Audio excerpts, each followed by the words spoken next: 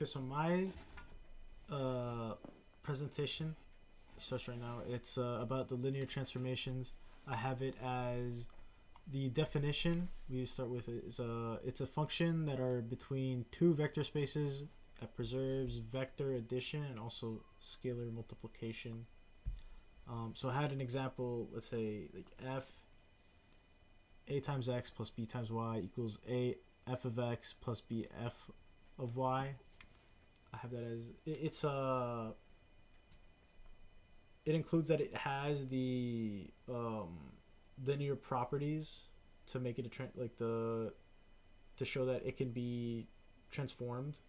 So you plug either one. What you plug in is what you get out.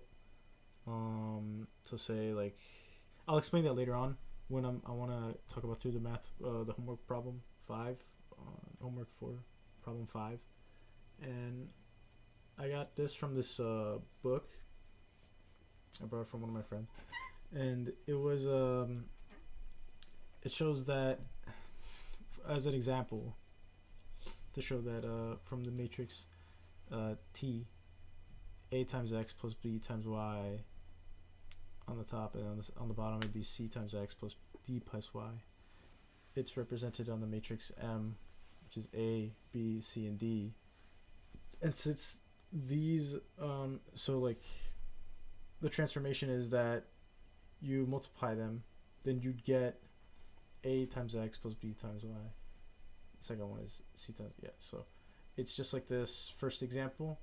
Whereas you can, yeah, like the note would say, like you could transform any point by just plugging in a number. It'll just spit out, and it would multiply, or it would make the transformation, the matrix, and it would put it in any position in vector P, or like the polynomial representation of it. So I had it as this because or my next graph here is going to be that it shows the vector spaces and the dimensions of R2, because it's just it's on a plane of a two-dimensional plane.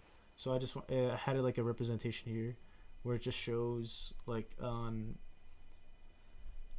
I guess where you could plug in any number and it'll just give you the direct linear transformation to show you where it would be put on in the graph. As just a random example. And then the dimensions of R3, which are also it's included in the homeworks, which shows you. And then so I wanted to discuss about the one of the homework problems that I found like pretty interesting, or that it was like showing you what I had in the example or what I wanted to include. And it says that for each of the following linear transformations, you just determine. So the R2 is the dimensions, and you transform, or it's going to be transformed into the polynomial representation 2, which is it's going to go shown on this graph here on the dimensions here. So then f of a and b, and then the equation would be bx squared plus a minus bx plus 3a plus 4b. So what I did is what I plugged in the through the dimensions, because I know that since it's not R3, then you don't have to do 1 0 0 0 1 0 0 0 1. It's more of a simple problem where it's just 1 0 and 0 1. That's all you have to plug in. And to fit what we want to try to find out for the polynomial representation, since there's 3 values, or I guess 3 different constant values, like the x squared plus the x plus the 1, you'd have to plug in the each responsible for the given value. So what you plug in from 1 0, it would give you like, say, or I plugged it in a equals 1, b equals 0, and you'd get like, okay, so here would be 0 plus 1 minus b, so just 1, and then you get 3a, so again it'd just be 1 plus 3 minus or plus 0, but I wouldn't even include that, so the final answer would be 0 x squared plus the 1 plus the 3. So then f of 1, 0 is 0, 1, 3. So I have to do the opposite. I plugged in for the second part of the equation, that where I highlighted green. It's a equals 0, b equals 1.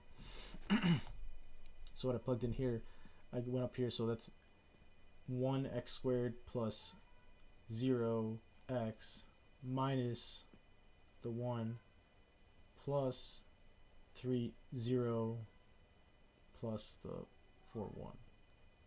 So at the end of the equation, I got pretty much x squared minus the 1x plus the 4. So at the end, I ended up getting 1, negative 1, and 4. And the final form, matrix final form, which gave me the transformation that I was looking for. So basically, in conclusion, I had that, to summarize it, was linear transformations map the origin onto itself, and any linear transformation could be represented by a matrix, like what I just performed here. So, like going back to the original of the xy can be presented by the matrix, so long as like you spit out any number, because you can just divide it, and it shows you that you can. So vice versa, what we just handled. And then the only thing that I had for like using AI was the like where you Google the definition of it, and it shows you like AI overview from Google.